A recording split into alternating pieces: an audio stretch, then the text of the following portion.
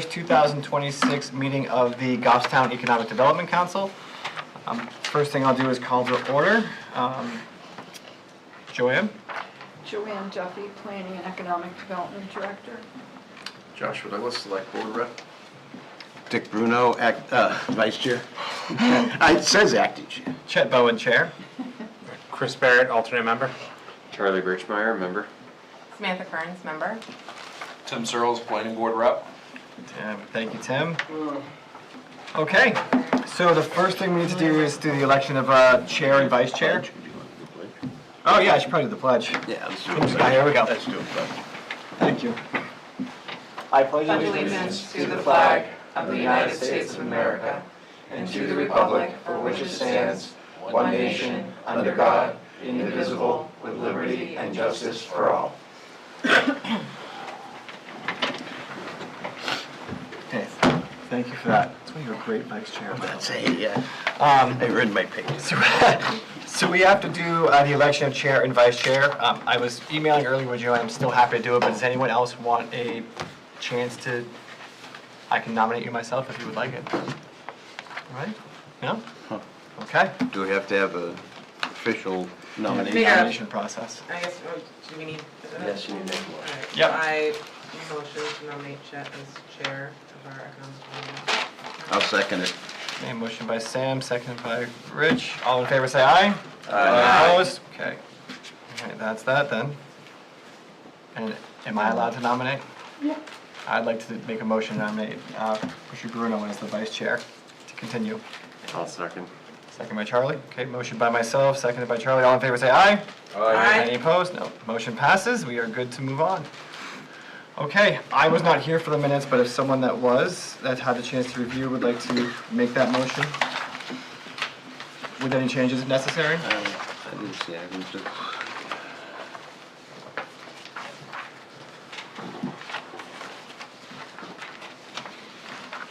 I can motion to approve the minutes from the March 4th meeting. Great, thank you. I'll second. Okay, motion by Sam, seconded by Charlie. All in favor say aye. Aye. Any opposed? And Abstain. abstain. That's two abstentions. Okay. So now we can, Before you move on, can you just take care of the reappointment? yes, I can. So that would be yourself, Dick, and Chris all have terms expiring on 2026, like now. No. So we just need a recommendation to the Board of Selectmen so that you can be reappointed. But Okay. in the meantime, you can serve until then, because you're not being replaced. Right. Okay. So we'll start with Chris. I won't withdraw. Okay, that's but fine. yeah, I'm starting coaching. Understood. Yep. Understood. So. So that is that, and then for me, wouldn't it be something if I just got re-elected chair and then I couldn't get a motion to stay on it, make a recommendation to the select board? So do we need to motion to appoint? Yeah, motion to recommend to the Board of to the Select Board that they reappoint. Can I do both at the same time? Sure. Oh, do you have something? No, I was gonna say, is it all of them at once? Is she? Yeah, you can, I think. She can do both if no one has a problem with it, yeah. So I motion to recommend to the select board that we appoint Chet and Rich onto the economic development For another 3 years. for another 3 years. It was just the two? And Oh, okay. You're withdrawing. Chris is withdrawing. All right. I mean, I'll motion for you too. That's So does that need to be seconded? I'll Yes, second. please. All right, so motion by Sam, second by Charlie. All in favor, say aye. Any opposed? Okay, thank you. Rich, I meant to- Thanks. Okay. So I know that some of you went out to visit some of these vacant properties, just to get a sense of where they are, what it looks like, maybe figure out the owners. Did anyone come across anything interesting that they want to share? The one spot that I had really liked, which was like the,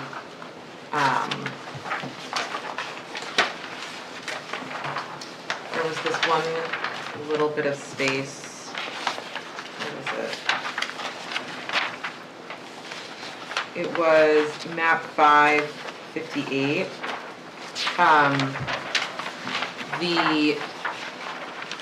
You wouldn't be able to put a turn-in off of that road, you'd have to do something behind it.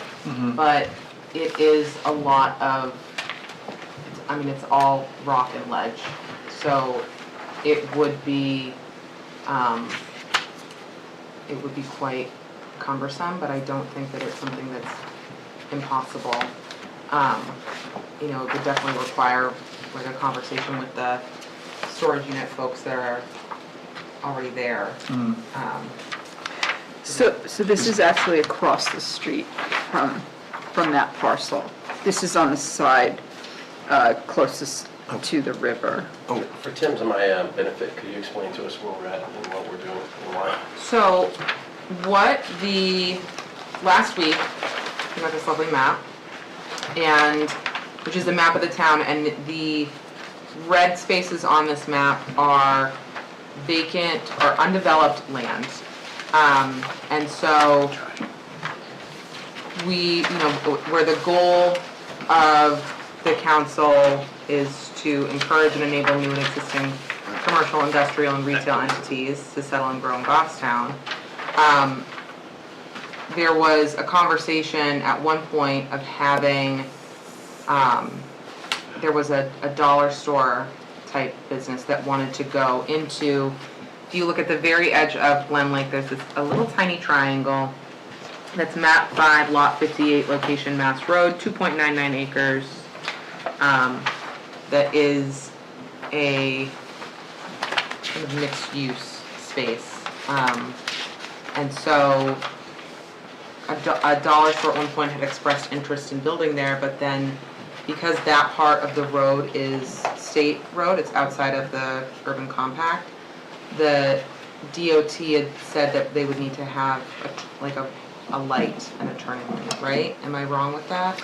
So that was a different parcel I'm next to the mixing car them. wash. But I Okay. take back what I just said before. This is on the same side as the self-storage. And so there's already a turning lane there, and so what could There's a possibly, traffic light there. yeah, what could possibly go there? I don't think there's a light there. But, no, you're right. By the, it's right by the gas station. Where the Shell yeah. station is. Right. So it's, And so what could go there? And Is so this beside the Shell station? You were talking about the lot beside, it's behind the storage units. behind, okay. Or I Okay. guess, It's in front of, to the side of, like here's the storage units right here.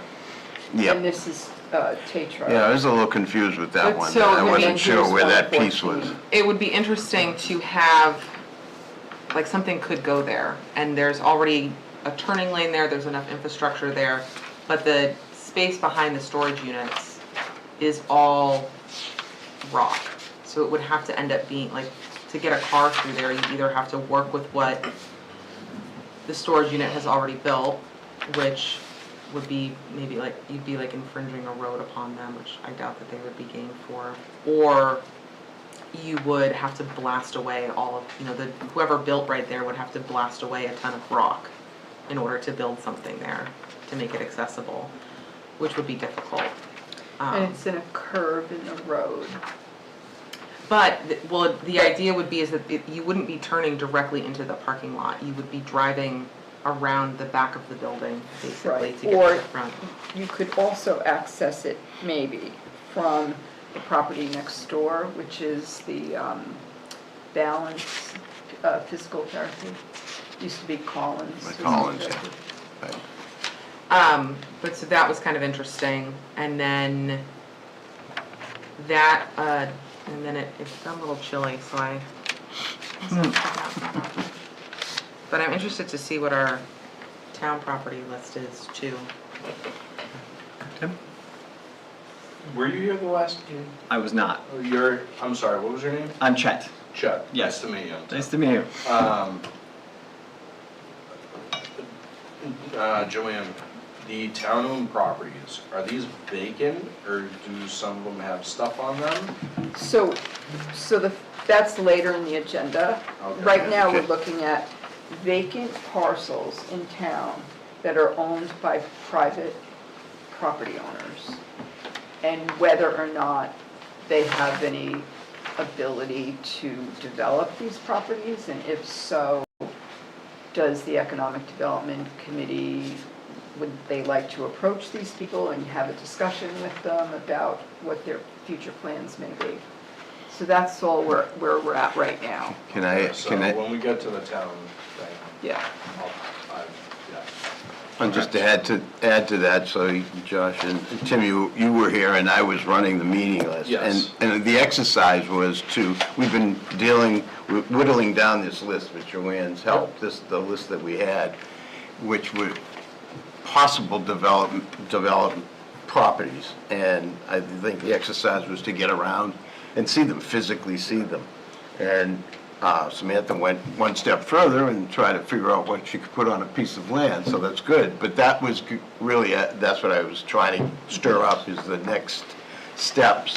What could be done with it? Can we contact owners, developers, real estate agents, that sort of thing? So I know what I did was, I took the town, I broke it up into actually two major sections, because it was Pinardville properties and then the corridor properties.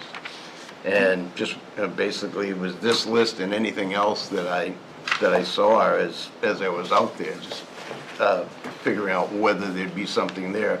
And also taking down some phone numbers of real estate agents that were posted. For instance, Pinardville, we've talked about the Rite Aid store, that in itself, so that's, you could throw a real estate agent. Shaw's Plaza, we've got two pad sites there, again, real estate agents involved. In the plaza itself, there is a space open between the Verizon store and the beer and wine shop. I'm not sure what the name goes by, but it's 5,400 square feet. And I'll list this, and I'll be happy to give you a list to look over. Then I went Abington Way, Joanne, that's the one I couldn't figure out. This is near Starbucks, right? Yes, it's if you're in the front of Starbucks, it's to the right. It's closest to the Hannaford Plaza. Okay, so there were, I drove right down the road and then to where the condos were, but there didn't seem to be, this is supposed to be 1.17 acres. That's So- on that road, right? Yeah, if you It's pull, on there. so if you pull in That like empty you were area. going towards Rite Aid and you Yeah. make the first right, Yep, and Franklin Savings Bank is on the Yep. right. If you take that to the end before you have to go either left or right, the property is on your left. okay, all right. I didn't realize, I didn't think it was over an acre there, but, So okay. they've had a lot of trouble trying, the people who owned TF Moran own that property. And they've had a lot of trouble over the years of trying to either entice a tenant or, sell it outright for someone to develop it, because it's set back, and mainly retail doesn't want to be set back that far. They want to have, the visibility right there on the road, so people Right. don't miss it as they drive by. So they came in, it's probably about 2 years ago now, to do some additional housing. Have you ever heard of Neighbor Works? They're in I have, in Manchester. It's Manchester. a nonprofit. They do mainly like workforce housing projects. And they were interested in it. They went to the zoning board because the property is zoned commercial. And at the time, you were not allowed to have any residential in the commercial zone. And they tried to get a variance. It was turned down. So they were, they weren't able to do anything. The property is still for sale, and the zoning has changed as far as being allowed to do multifamily in the commercial zone now. That's changed as a result of the state legislation.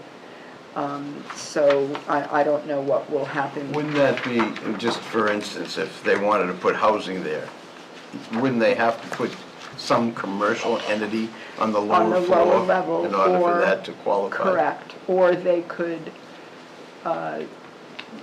try and get a variance, depending on whoever would purchase it and what their plans would be. But that's the intent of that new regulation, is to do some sort of business of some type on the first floor. Okay. And the residential on the second or, third. NeighborWorks did do the housing right behind there, kind of slopes down a little bit, and there's garden-style apartments, so that they do own that project. Okay. I'm just continuing, yeah, I got a couple more, only because I don't know if anybody's familiar with the detail of them, but I went up Daniel Plummer Road, right behind where urgent care is. There's a huge open field there. Yes. Is that, who is that? Tom Riley owns that. That's Tom Riley? Property. Okay. And it wasn't marked on the map, is that a lot that you, It's currently, it's not for sale. I mean, it's just been there for a Okay. long time, vacant that way. just seems, yeah, seems like a really good flat piece of Yeah. land on Daniel Plummer Yeah. Road, I think it would, that's got some potential. And then it went up, of course, the other end of Daniel Plummer at the corner of St. Anselm. Yeah. You have that site that is Tebow site. Tebow's, Whereas all of that equipment is in the back. I drove in the back Yeah. of that building. And that says for lease, there's a for lease sign, I think, on the There's some old building. businesses back there. There's also a home back there, too. Yeah, there's the big white house. Yeah. And then there's other rentals back there, residential and commercial. And the property was almost approved for a self-storage facility a few years ago. But that never panned out because Tebow turned around and purchased it. Oh, okay. So he hasn't come in for anything since that time. He hasn't, okay. Another, good possibility. And of course, across the street on the other side of Daniel Plummer is the St. Anselm property, or the Right. old Martin's Catering property. That's That That's a property huge piece of- has no sewer.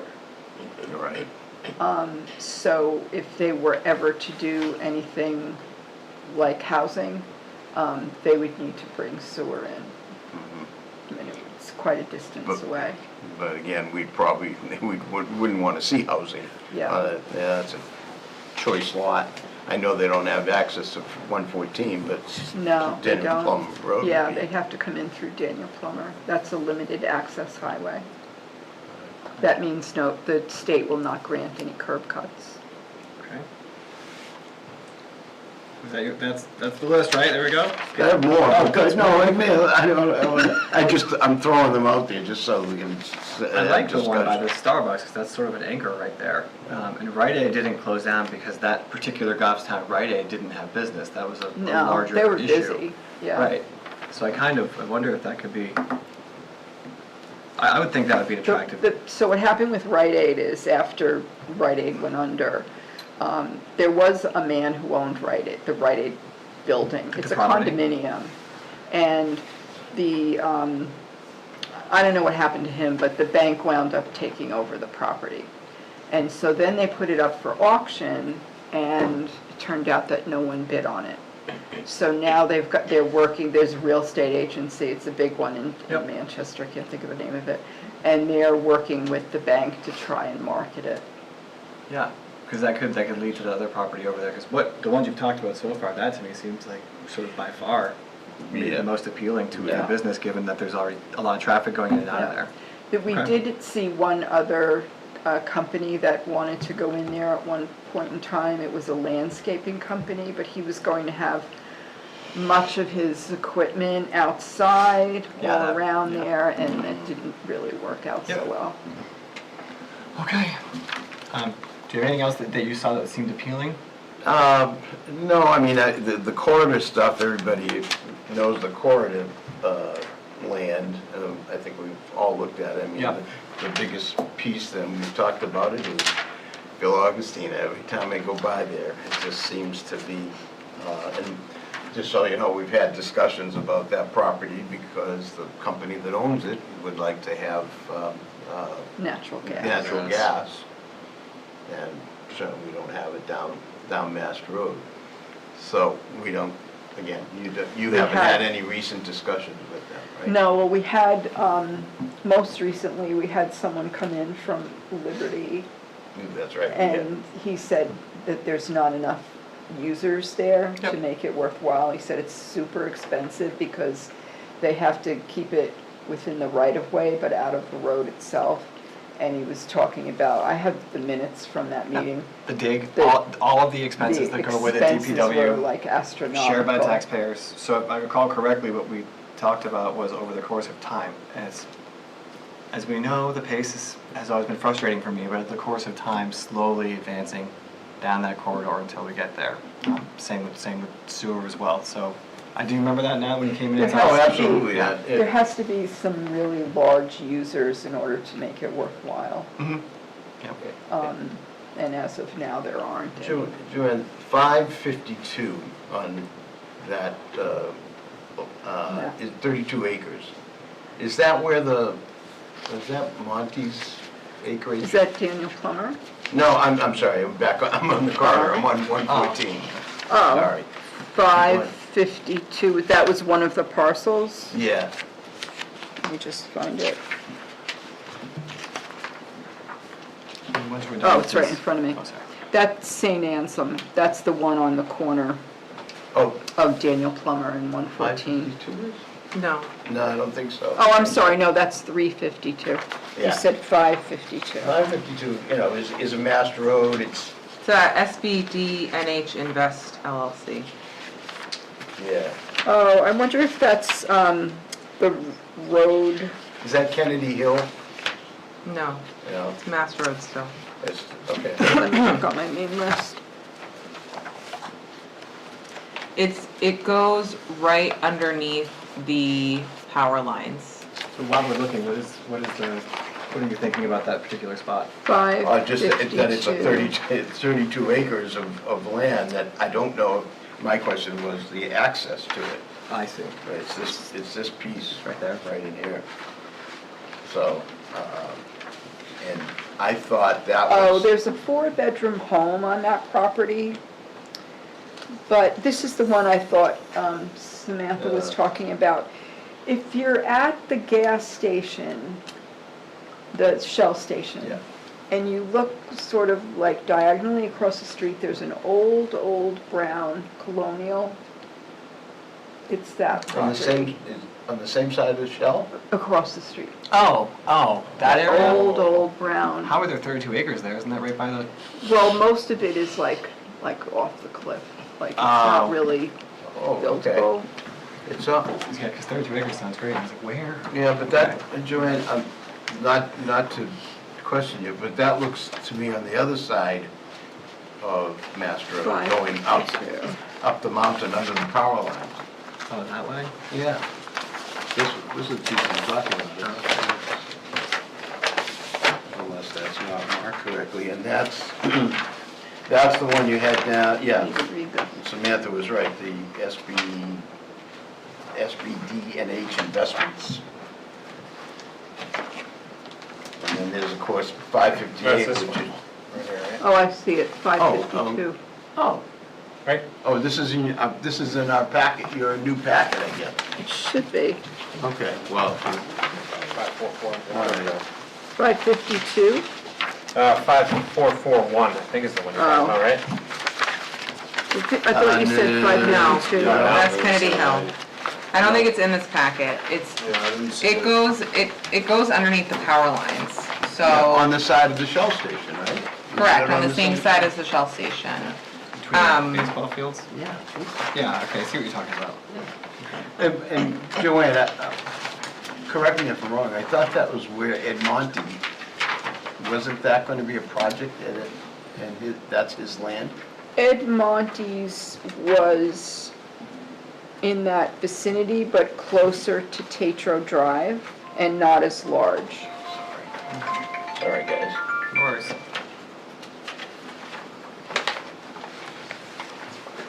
And who did we say owned that one by the Starbucks again? Who was that? Oh, no, what again? The property by Starbucks that we talked about, who owns that? I know you just said it, I'm sorry. I'm Lead sorry. Development LLC. Lead? Lead, L-E-E-D. Thank you. LEED, that's the one on. Oh, we're back to, oh, you. That's Sorry, I just wanted to ask okay. why you were looking through that. Yeah, because and that's- I've got the name of, it's Colliers that has it as far as. Oh, that's the- right, yeah, that's it.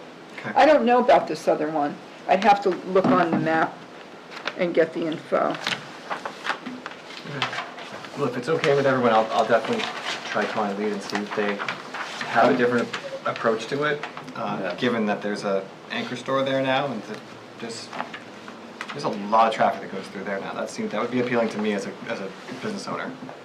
I think the same goes for anything at Shaw Plaza too. No doubt, that's So what I'm happy to, Samantha, did you look at those ad sites? I thought back maybe.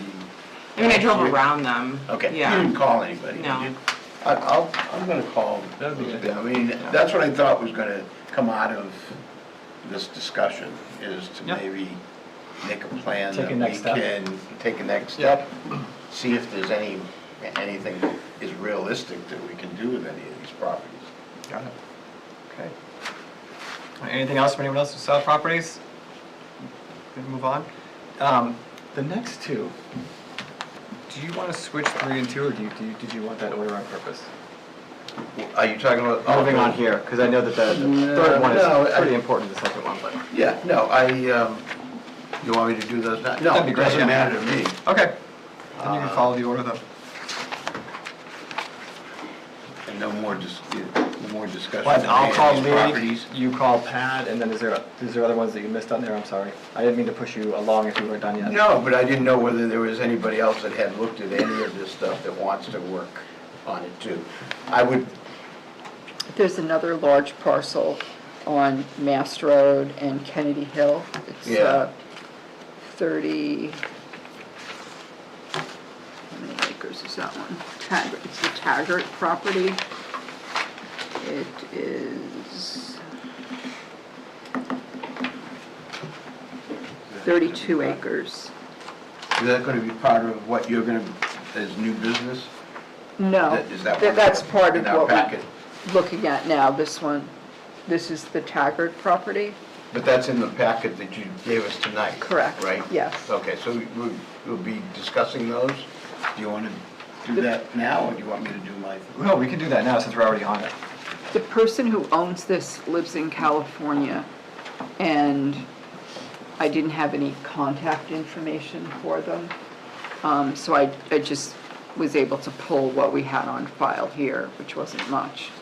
But it's a vacant parcel, 32 acres, and there's a little skinny sliver that meets up with Mast Road, but the majority of it is behind, along Kennedy Hill. Not far from the Mast Road intersection, but just down a little ways, right here. This is Mast here, I'm just trying to get my bearings, and this which is sheet we're on. 544-1 Taggart.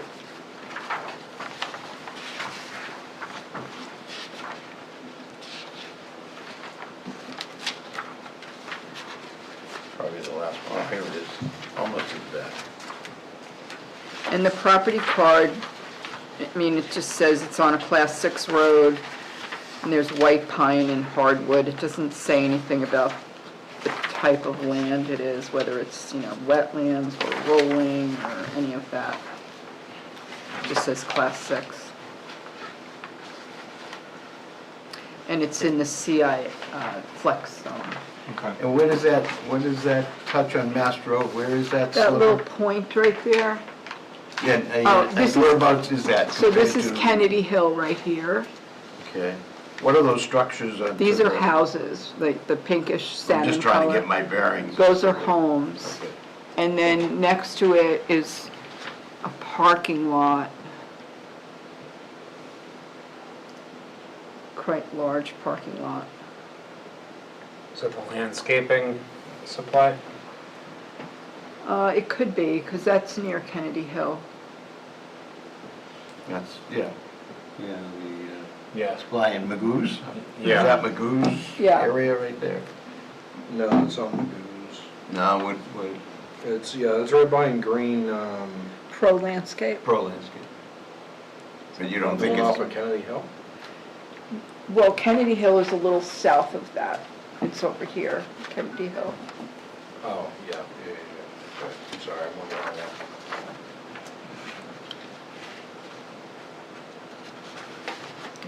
Probably landscape. Yeah, I was just talking. So Kennedy Hill has, most of it is zoned CIFZ. And a few years ago, the select board, there was a man who wanted to go in there and develop a home on a Class 6 road. And he had to go to the select board for approval. And they granted him approval. And he was supposed to access this road from like basically the Kennedy Hill that comes down to Addison. He was supposed to come in that way. But when the selectmen made the motion, they didn't get that specific. So they just said, we'll allow you to come in and access your land. So since then, he's put up like a compound practically. It's a house and he's got all sorts of land around it. He has gates up, there's cameras all around outside. And, you know, he just lives there. I mean, he has a business too. I think he was starting up a Christmas tree farm. I don't know if he's ever gone further with that, but he also has his own business where he does site work and things like that. So he has equipment stored there. Essentially unavailable for yeah, something new. that's what I was gonna say. Well, so now he's accessing it from Mast Road. So he made some improvements on Kennedy Hill over this way in order to access his land is like over here somewhere. So the Kennedy Hill at one point was very rugged and was not really accessible this way. But this guy has made some improvements to it. Okay. So it could be a possibility of accessing it through there. He doesn't own this land, he just Okay. uses it as an access point. Asking about a different property, is that okay if I switch to a different one? 549-1, which is owned by Roadrunner Investments, which appears to be, the owners appear to be located in Goffstown, They have a business in Goffstown. which I kind of like because they're local, which means they care about the town and they care about lower taxes and improving the tax base. And 549 is maybe, what, 1, 2, 3, 4, like the sixth little one in here. It's right next to the car wash. Okay. And I see that behind here looks very mountainous, which would be bad if your business didn't involve mountains. But could something go there that like involves hiking, or like could we reach out to a business that involves hiking, mountains, bouldering, climbing? He came in with a plan to do the front portion. He was going to subdivide 1 acre off the front, which would have frontage along Mast Road, to kind of like a Dollar General type store. Right, and then they couldn't get the turning lane. They didn't want to pay for it. The state said you have to have a turning lane for that type of business because there's quick turnover every, couple minutes. And he was going to put his business, which is now on Daniel Plummer Road, over at the, not at the back of the site, but just far enough away from the store. So it would be, maybe at the end of where the property turns off, behind the car wash. So he would have it right at that spot. But that all fell through. And we have not heard from him since, so I thought he would be a good person to speak with, Okay. to see what he's planning and if he has a realtor, who he's marketing it with, does he have any other ideas of what he'd like to see there? Is he still looking to put his business there? I mean, there's a lot of different things to talk about with him. And it's been for sale now for say like a year and a half, or maybe even more than that, maybe 2 years. Am I wrong? There's some equipment on there now, trucks and? Yes, they Right. belong to his company. Is that- Okay. Yeah. And that is also zone CIFC. Okay. So Sam, do you want to reach out and maybe see if some of your ideas can be to him? Yeah, I mean, because it seems like instead of trying to make all this mountain flat, which seems very expensive and hard to do, if your business involves mountains, then, you know, I don't know what the logistics are of creating trail adventure park, but I mean, it's 11 acres, Yeah. so there's enough space to, you know, gallivant. Okay. So maybe see if he's even interested in still selling to a situation like that, and then if we can find some companies that are interested in doing something like that. Yeah. Connect them. Yeah. That would be, I mean, that's really the extent of what we can do. But that would be good. Anything else? Oh, sorry, someone wanted to, oh, Joanne, go ahead. Are you going through all of these properties? Oh, in no, the it's just packet? because she brought that one up. Oh, okay. Yeah, But explain the list that you have here. okay. Different than the list we originally had as far as town-owned properties? Oh, so that's a different list. So this is the list of vacant properties owned by private individuals. The list that you asked for at the last meeting is town-owned properties. Okay. And Tim had asked about, specifically, he had asked about the fire station on Terrell Hill Road. And that's what I put in here for you. But before we get to that, can we do 2 and 3? Yes, we should, 2 and 3. Yeah. But I want to make sure, because are we good with, Yeah, let's move. okay. All right. So let's move to pedestrian bridge update. Oh, yeah, okay, you're 2 and 3 on the agenda. Yes. All right. Oh, Yes. I thought you meant Yeah, over there. that's good. Just skipping around here. Okay. All right, so, anyway, just to bring you up to date, I'm the representative for EDC on both the River Advisory Council and the Pedestrian Bridge Ad Hoc Committee. And I don't think I've updated you much, you probably have heard a lot, so I'm gonna give you a quick synopsis of what's happened. Of course, Josh knows about what's happened in front of the select board. But I'll start with the River Advisory. You know, the committee was formed when we found out that there was something happening with Hadley Falls Dam. And I started with just a group of concerned citizens. And we pushed it through to the point where the select board thought it would be a good thing to have an advisory board, just advisory on anything that happens in the rivers, but specifically right now, the dams, because obviously it impacts the town in general and the water going through the town and properties along the lakes. So the dam is going away. If you weren't sure, it is going away. There's no I hadn't question. heard. And that's been decided upon, and the reason why it's going away, to make the long story short, is that dam was not in operation, wasn't producing power since 2007. In order to get it to the point where it would produce power, there was about $1 million plus in repairs that would have to go into that dam to make it structurally sound. So the state has a dam board, and that board reviews all of the dams around the state. There's, I don't know, there's a couple of thousand of them. But this one's a critical dam, and they also gauge whether it will stand, whether it's floods. So again, it was a high potential of a dam breaking down in the condition that it was. So they offered it to the town said, no, we're not going to take on that responsibility, obviously. So what they did do was apply, and this is just recent now, they applied for aquatic mitigation funds.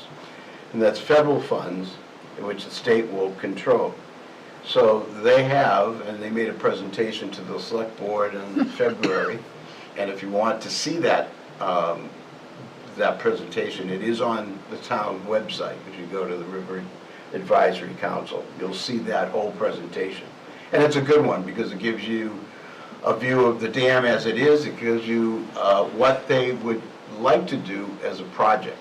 There's been $4.5 million awarded to do that work. And hopefully that work going to start sometime next year. It would be, I think, 2027. And obviously, it will be stepped, and it will be in phases, because really, they're not sure what's going to happen when they take that dam down, or what's under there, and how that water is going to flow. And that's a big concern, certainly, it should be a big concern, and it's a concern of the River Advisory Council, is what is going to happen with that critical piece of water that goes right through the center of our town. Obviously, from the economic development side, or economic side, the Pumpkin Fest is what people always talk about, the first thing they say. And, you know, people laugh about the Pumpkin Fest, but it brings in a lot of money into the town. It brings attention to our town, and if we don't have a place to have it, it would be a concern. So that's one of the things that we're looking at as a committee, and certainly as to report back to the select board, is to what we can use this money for to enhance that area of the town, because it is a central portion of town.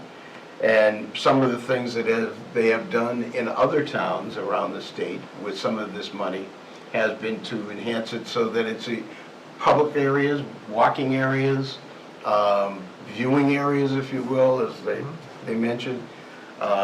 So that's kind of what we want to do, is be a watchdog and work again with the state.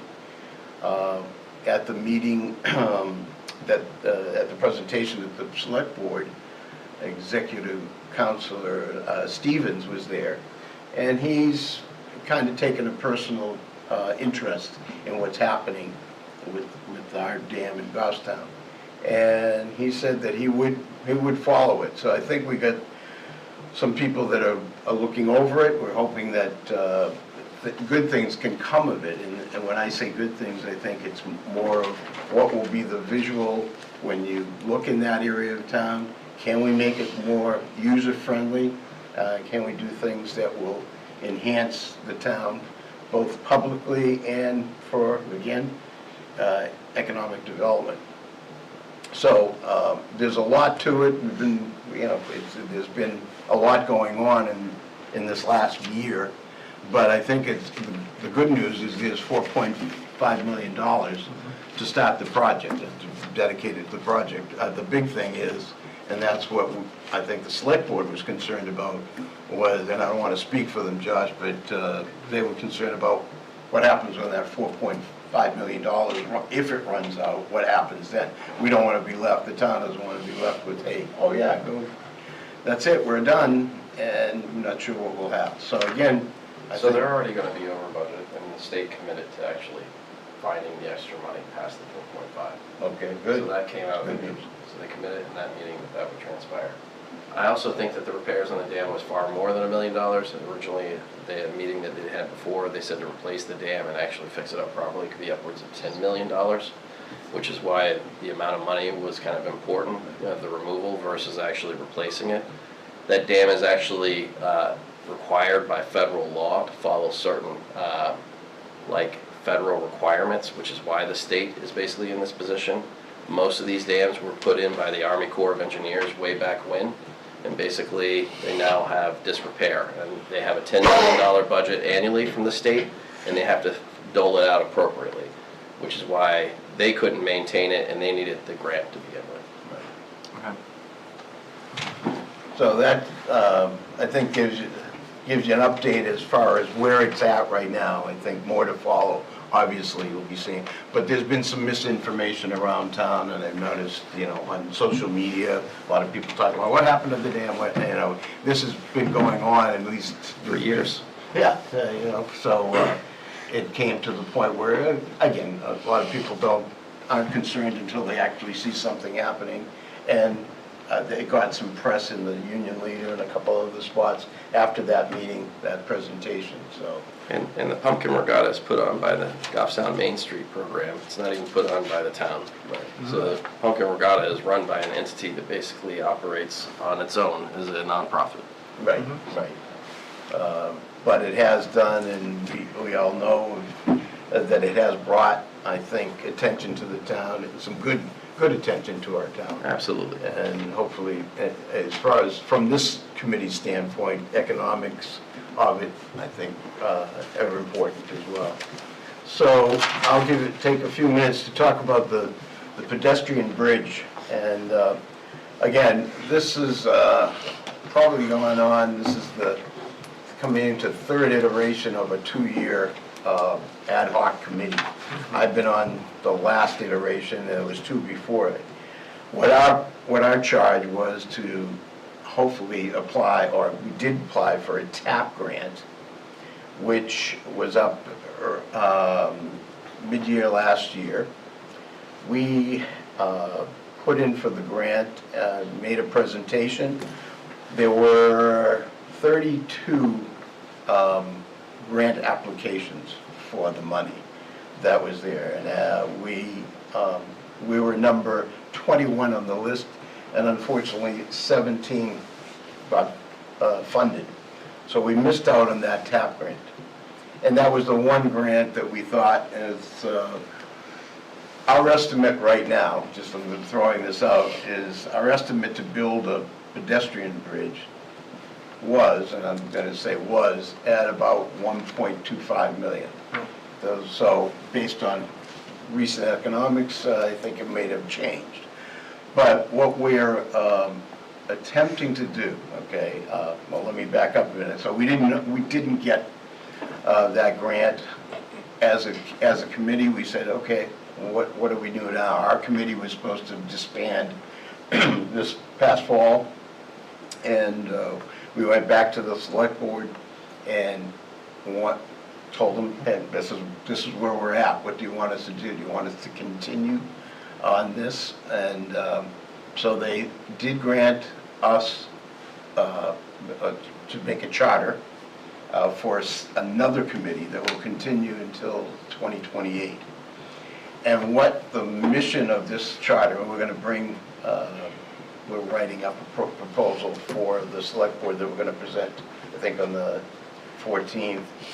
And what our mission is going to be is also to look for more grants, other grants that can be possibly used towards this, because there's some DOT grants that we may be in line for based on some of the, we're talking about the bridge helping safety within town, because people coming off the rail trail have to go on to the roadway and to get across the street in town over towards New Boston end of the rail trail.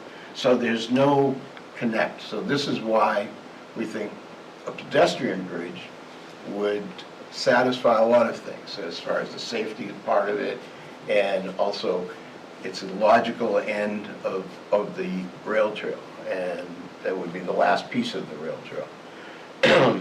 So based on that, based on safety, the safety of it, we can apply for some DOT grants as well.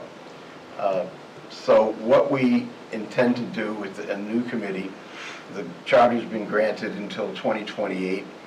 2028 is the next possible TAP grant that we can apply for, so that's why the select board extended it at least till that point, so that we will look towards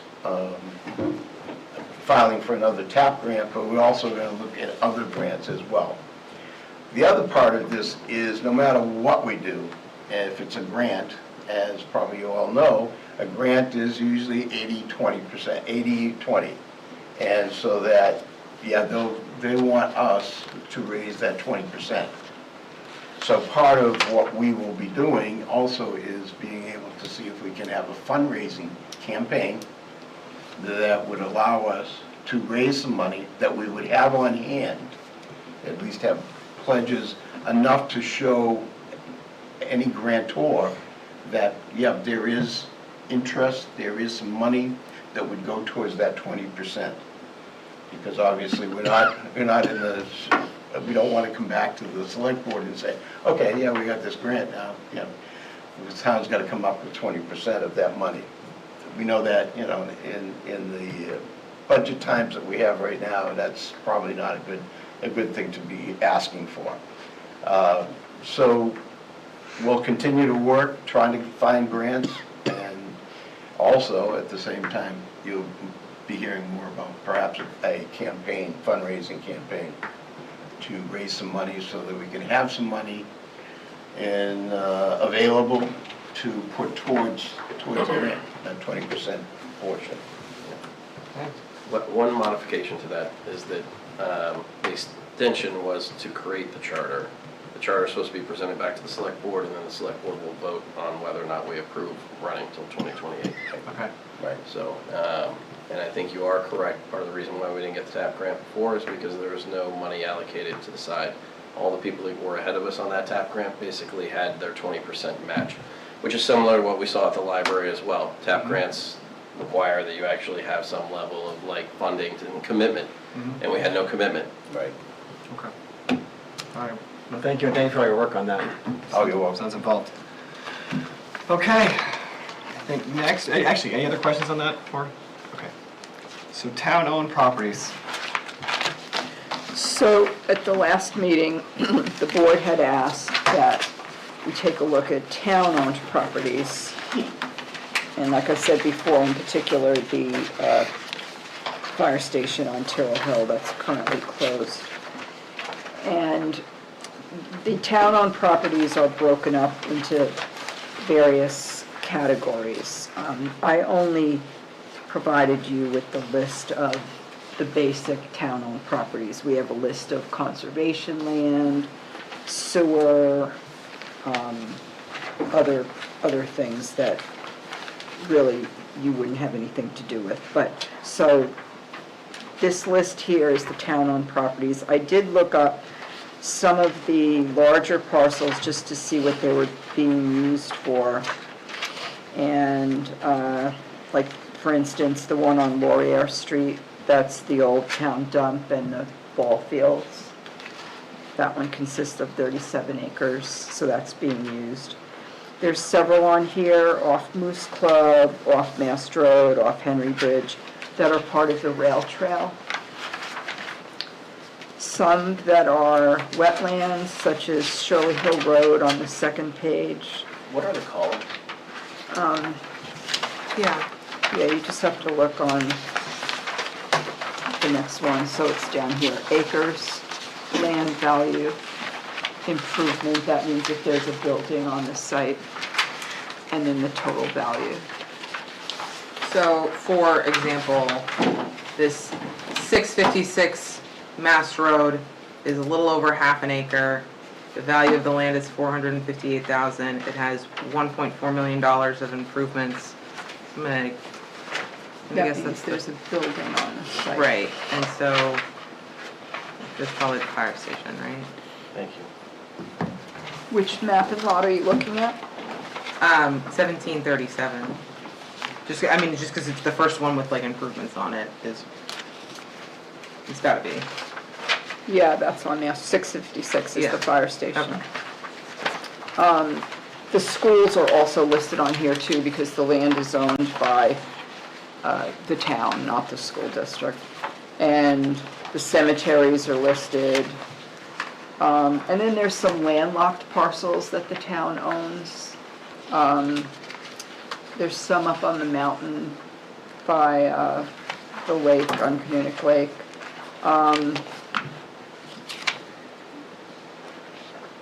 There's Glen Lake School, Mountain View, the high school. So, I don't know that any of these parcels are really of any use to you. Well, that was my next question. I was Yeah. wondering what we were looking at this Except that for. Tim wanted to look at the parcel for the fire station. Yeah. What were you thinking? You were on It'd be a fire. great spot for a shop at or some sort of business there. Yeah?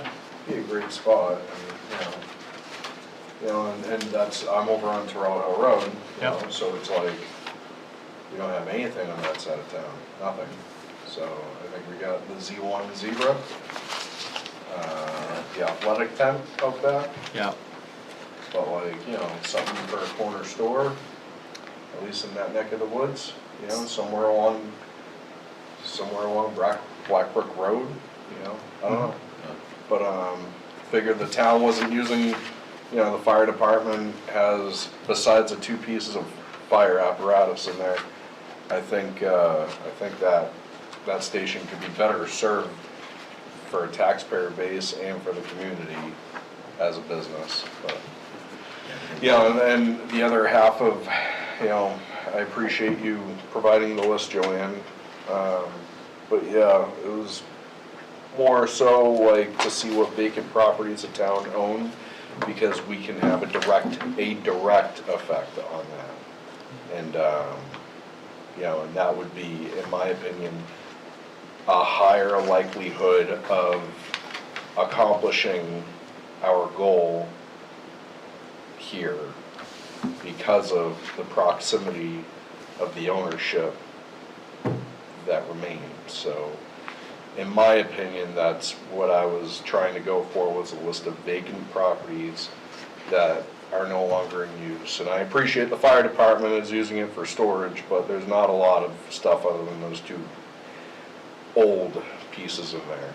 And, but that was my intent, was Yep. vacant properties. So if you look at the list, the column that's the improvements, that's the 3rd column. If you see a 0, then that will tell you that it's vacant. If there's a money figure attached to it, that means there's a building. Well, in the case, I guess what would contradict that is the case of the fire department. The fire department. What's that lot number? The fire department that we're talking Yeah. about, it's 929-1. Okay. So like, that's a vacant building that the power is still on. Well, because there's a building on, I don't, Right. it doesn't matter if it's vacant, it's just a building, so it has a value to it, so that's why they Okay. show that number. So I guess, yeah, the idea was vacant as in there may be buildings on it, but not actively in service. Yeah, it's just for assessment purposes. Yeah. So- And the 2nd column is the land value. Value.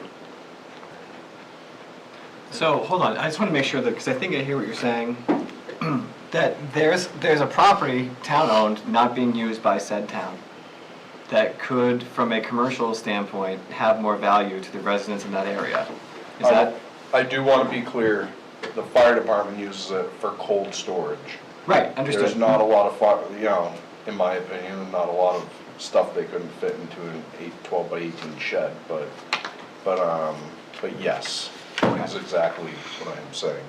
And producing this list, being an advisory to the select board, would have some sort of weight in helping the select board identify what properties would be most valuable for some business in some district of our town. And there's revenue generation potentially, if we still own it and someone leases it. So there's, I think I see where you're headed with it, of course. And, I appreciate the vacant land to private individuals, but this is in the wheelhouse, so that's what I. And I guess the other argument is that the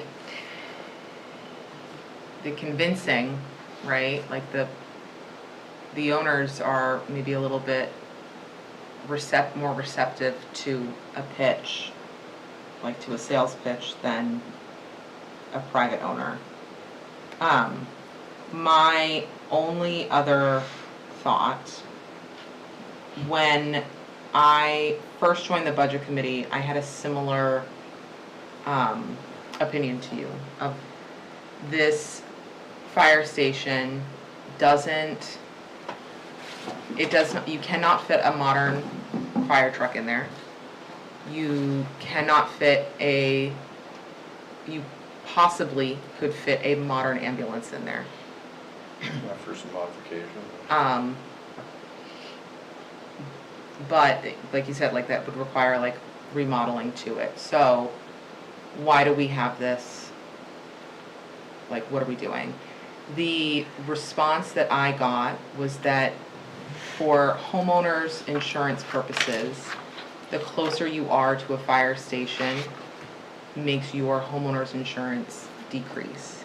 Even though that fire station is not, I don't want to say not operational, but. It's not operational. The fire department will tell you it's not operational. Okay, so yeah, so we, And if is not in current use, that the people, because homeowners insurance see you as being closer to a fire station, it makes your homeowner's insurance lower. So even though there's not an immediate tax, I see where you're going with like the idea of leasing and tenants, and I love this idea. But I'm also wondering if it is not, if it's no longer labeled as a fire station, will that, is it just 6 one, half dozen of the other? I don't think, so insurance companies, I'm sure, have a database of fire stations. Right, of which that is. I will do some research on that. I mean, this But when you, yeah, but when you look up fire stations on fire, I looked it up and it's listed as Station 3, right? But that's on the national, it's either on New Hampshire Fire Station or nationalfirestation.org, right? It's Station 3. We refer to it as Station 17, right? I don't think that's a viable argument to really produce, because at any point in time, anyone can call up their insurance company and be like, hey, listen, that's a fire station, or that's not a fire station, and but it would take them or someone, it would take a matter of fact to go down there and be like, this is not an operational fire station, right? It hasn't been. So wherever it's listed as a fire station, obviously has been misrepresenting the facts of it. It's not even a part-time, it's not even part-time. Right. It is fully decommissioned. I agree with you. It's a shed to them. So I don't think I'm not an insurance expert, but I would be, I don't know. Yeah, I just wanted to, I guess, share. I would kindly doubt that argument.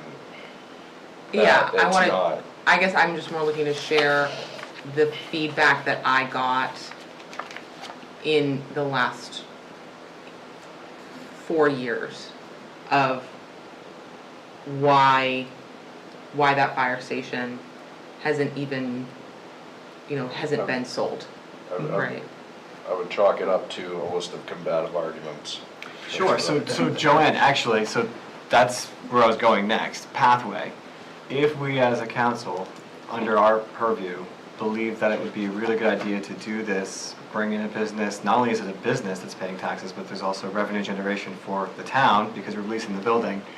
That process I know is fairly lengthy, but step one would be we make a recommendation To the select board. to the select board, and then it has to go, I'm assuming zoning, has to go through the whole, The property, I believe, is zoned agricultural, which typically is not used for a store. so they would need a variance, But, so the variance. yeah, variance would be probably required. I believe the select board, if they were to dispose of property, they have to put it out for bid.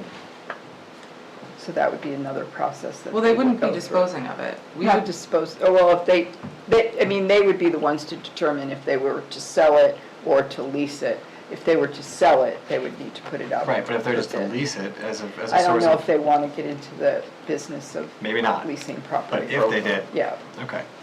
So we would also need fire department to be like, yes, that's okay with us. And I don't know what the word is on that recently. I know that used to be a topic, like, is We it have a something new that's in chief use or is now, it not? so- Well, Mark was here last meeting, the Yeah. selectmen's chair. He was the one, well, but he He said it's storage, that's, Yeah, it's basically said it was that's- storage. That's what he referred to them, and again, I think the select board has control over the fire department, so if they told them to move their stuff, they could do it. Okay. And Just we a have a quick new question. fire chief. Just a quick question to follow that up. Mhm. Is there any other properties, town-owned properties that would be something like that, that are in areas that would be developed, off the top of your head? I think that's probably the better question. Which Not- of these are closest to being commercial areas? Because Right. I love the idea of a store or maybe even a garage back there, Tim. But, you know, we used to have a store over by the circle, near Henry Bridge Road. Grassmere. Grassmere. That never survived for the longest period of time because it wasn't super viable for a lot of traffic, even though you think it would be. I think that like Goffstown Back Road, it probably is a little bit more likely to have something happen on it. So like, I think we should be focusing on areas where we think we can either expand out existing business or have high traffic areas. I don't disagree one bit. I'm thinking, but in this particular circumstance, the building already exists, the footprint's already there. Sure. Knock the building, add on, do the rest. But that's just in this particular one. That's why I was going for a list of, I say vacant, but whatever properties are not being currently used. Obviously, we can't take up a cemetery property, Right. but or sewer. You never know. But You never know. if there's spare footage on a property that's not being used, that's what we should be looking at. Like, Yep. one of these properties, I think, is on, I think it's part of the sewer on East Union. I assume 87 Center Street is Grassmere Town Hall. Yeah. Which your problem with that is that it's a historic It's a building. bit historical. So any business that were to try to come in there would have to go, have to jump through historic preservation hoops. I also don't think, have we finished all the ADA requirements in that building? We have not, No, absolutely but not. that's my next volunteer mission this Oh, year. yay. Yeah, and, we still have the daycare that's, not daycare, the preschool in there. So East Union was 1947 is part of the rail trail. So I. So we need so I guess this list needs to be filtered out, like rail trail stuff. Yeah, today I looked on here for the larger parcels, and I found there's a 21-acre parcel it's on New Boston Road, 4-61, but it's all wet, it's not developable. There's Goffstown Back Road, 5-14, that's the land next to Glen Lake School, and I Oh, it is. think there must be something to do with the school because it says it has improvements on it. I know, 514, are you talking, is that what you said? 514, yes. Yeah, it's got it, okay. I have a curious question. Why can't, I see this one road, or this one Ave, it's a Kaoka Ave. I feel like I have no idea where that is. And it's these little teeny tiny parcels, That's- 41, 47, 41, 49, 41, 50. That's over by the Uncanunic Lake on the mountain, to take Mountain Road, or Back Mountain. And it leads you to the lake. Those are all the small little parcels up there when they, long time ago, many years ago, When the Incline Railroad Yeah. was there. they had taken this large parcel of land and they chopped it all up into tiny little pieces, and they sold pieces to people who lived in the city to come, and they could come in the, on the weekend and have a picnic on this little parcel of land. And so little by little, those lands were combined, and eventually people built camps on them. And then after the camps, they continued to improve them, and now there's houses all around there, but in between, there's still vacant parcels that the town owns that no one ever did anything with. The same thing with Chicora. Chicora, that one's another one that's near the lake.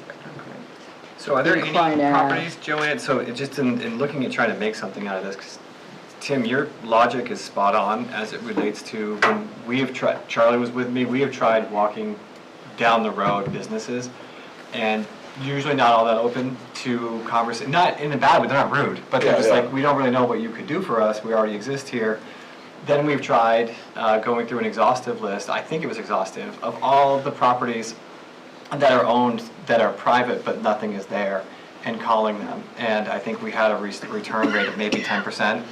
And so you are correct, there's not a lot of interest with private companies right now anyway, that we have any influence over. So I can see why you would want this. So, and I think Josh had said it too, when we do this, is this easy enough to extrapolate out just those properties that are within a commercial zone and maybe have that conversation? Yeah. Because those are probably faster movers than anything Easy, else. yeah, yeah. So I think that might be worth our time next month as we have the conversation centered around just a few properties as opposed to all of these.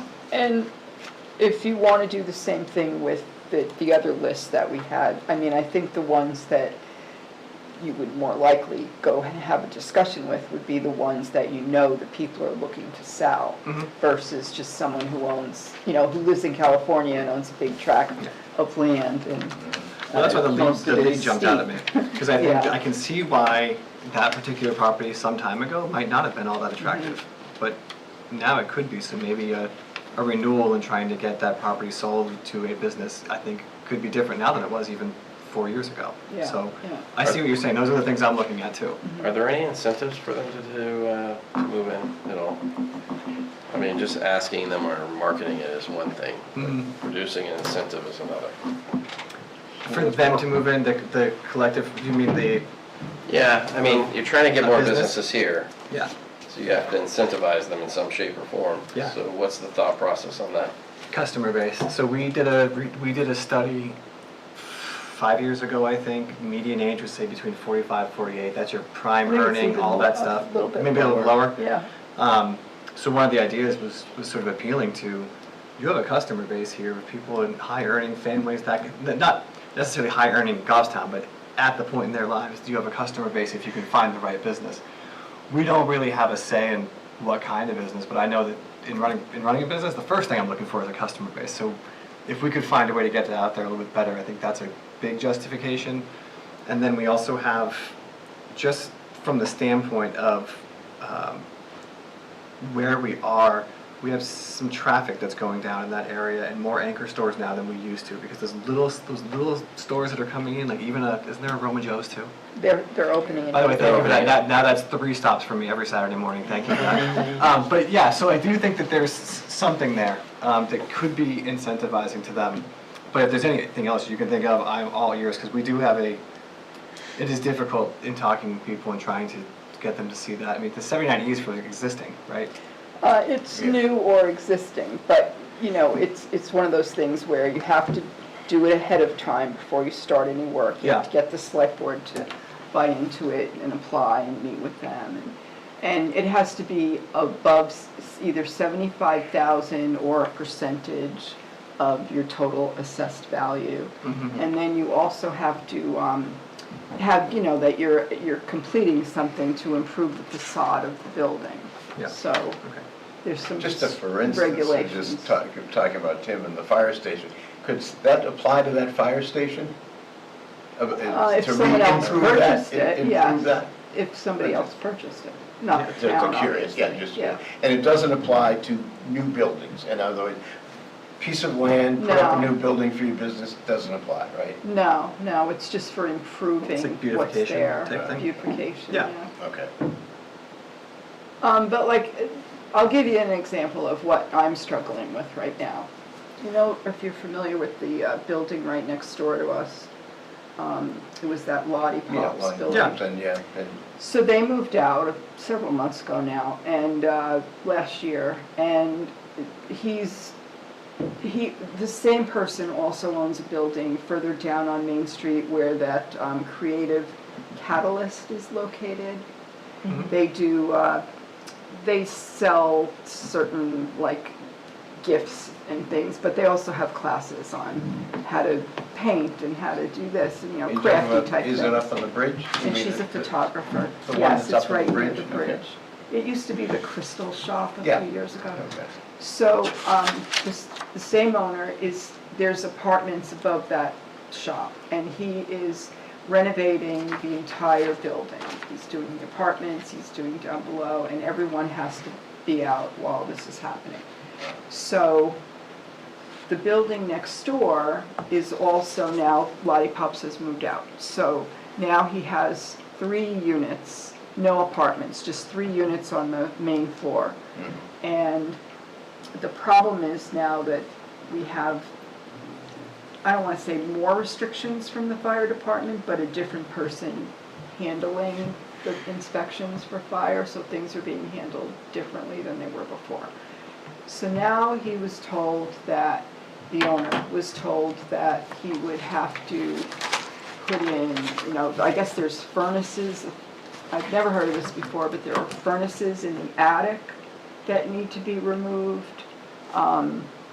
He needs to put up firewalls, there's a kitchen in the back that has to be changed, and like a lot of money for someone who just purchased this building.